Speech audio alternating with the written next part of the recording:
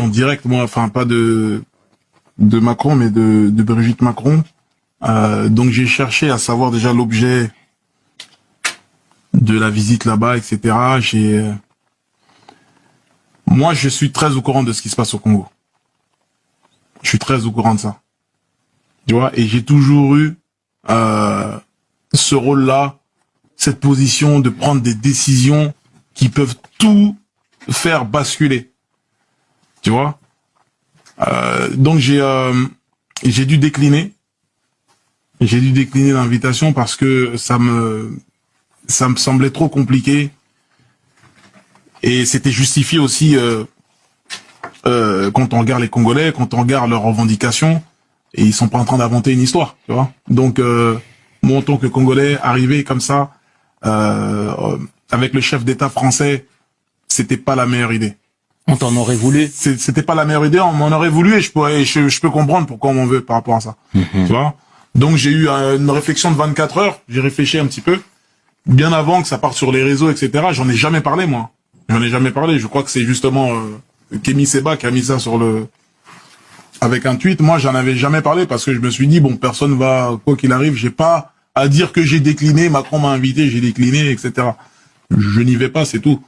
Parce que c'est politique, c'est machin, j'ai pas envie. Le Congo, c'est un pays spécial. Les artistes sont des politiciens. Ils sont considérés comme des députés. Donc, arriver là-bas, non, c'était pas la meilleure des choses.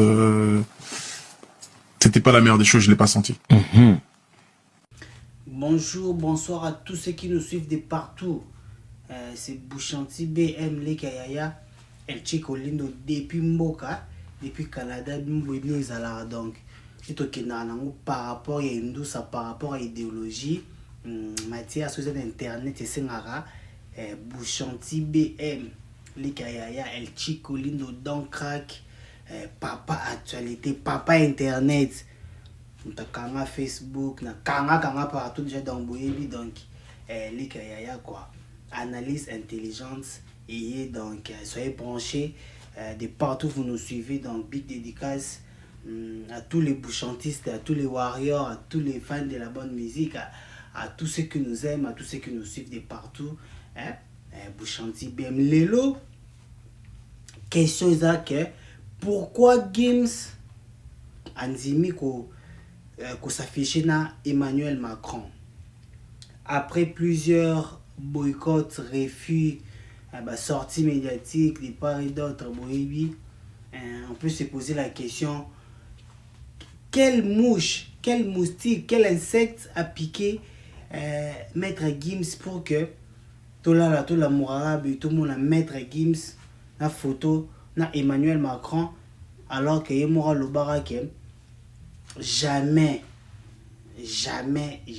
à koki okanga photo ou ko la visite de tout monde a Fally Ipupa asala na Emmanuel Macron visite asala na Kinshasa na Bandal moi Castel les ala kaka na cadre culture kinoise quoi abaki jamais à koko sala on a Emmanuel Macron parce que il sait ce qui se passe actuellement na est à Congo, Emmanuel Macron là donc il ne peut jamais s'afficher et tout donc boyebi ils a vidéo na c'est la vidéo na bandeli bomona bien binomo bomona quoi donc parce que ming vraiment le bezate binomo bomona boyoka pe ndenge Maître Gims abanaki ko considérer Emmanuel Macron tout juste avant tout le monde a photo avant-hier ou hier je ne sais plus tout le monde a photo et Yena Emmanuel Macron Maître Gims a réussi to tika et to lobelango to tika non to lobelango il faut to lobelango Maître Gims to tika ngo te o le raté to lobelango ngamoro Bouchanti BM Lekayaya autorité morale à ba page autorité morale attaque Bouchanti BM déjà dans aïe alors restez branchés, restez connectés. Qu'est-ce qui se passe? Quelles sont les motivations? Oui, il faut pas dessous des cartes.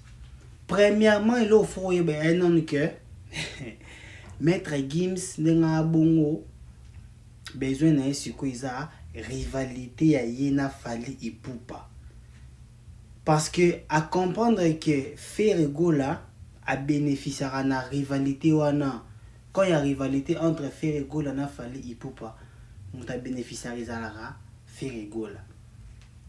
Si vous mettre Gims à comprendre besoin d'un commis sikoyo à la qui ça au grand jour d'abord rivalité à Yena Fally Ipupa, bah pas comment ça va boy. Donc bah tu mettre Gims à te Fally Ipupa. C'est pas pour rien que bon monde a ba mimétisme wana.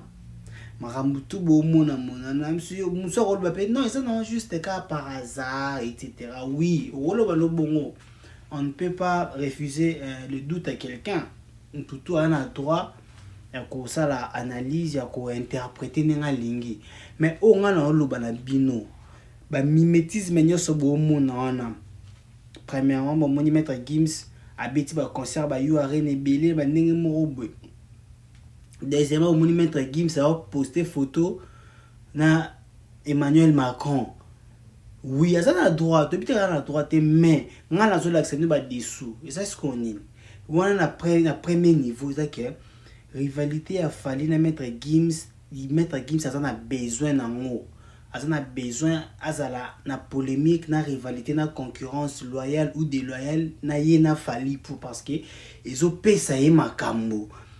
Vous remarquez que Maître Gims actuellement au centre de l'actualité, à Sumba, à Pente, à Lobanini, et comme actualité, bazo bimisango, bazo partageant parce que Aza na rivalité na Fally. Soit ça les loro moza nango de loin, batba okipango te, abimisi nzembo morobe, batba okipango penalty. Mais à kangi photo na Macron, et c'est que Bouchanti bien autorité morale là ya.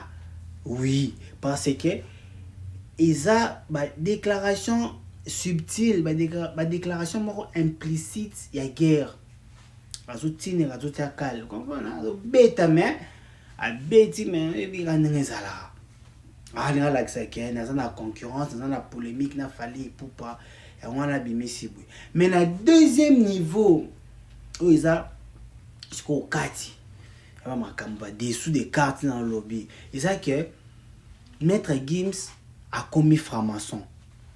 Oui. Maître Gims a commis initié maçonnique. Yango bomoni Maître Gims a s'affiché na Emmanuel Macron. Oui. Parce que avant Maître Gims a balanki ko boycotter rencontre na Emmanuel Macron.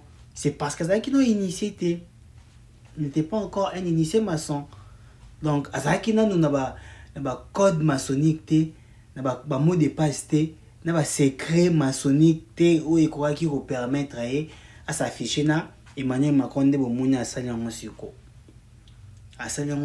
parce que a commis initié a commis na grade wana azui mot de passe azui code maçonnique azui secret maçonnique ya degré ya niveau a komeli ne et permettre des PC qui tue soit moi pouvoir symbolique wana ya kokanga photo na Emmanuel Macron bomoni mo pa publier ngo azanet na moi joie net na moi sengango et ça les moi bien hein et puis quand ça là sikoyo na même ordre d'idée pour nous l'accès nous ce qu'on Fally azalaka visionnaire Fally amonaka loin Fally la visionnaire yo lingo kanga photo na Emmanuel Lelo au publier ngo lelo tu te butes à une réalité où il Fally déjà à kanga photo na Emmanuel Macron ah même Emmanuel Macron à kin ba ça là ba chilling ka nengezala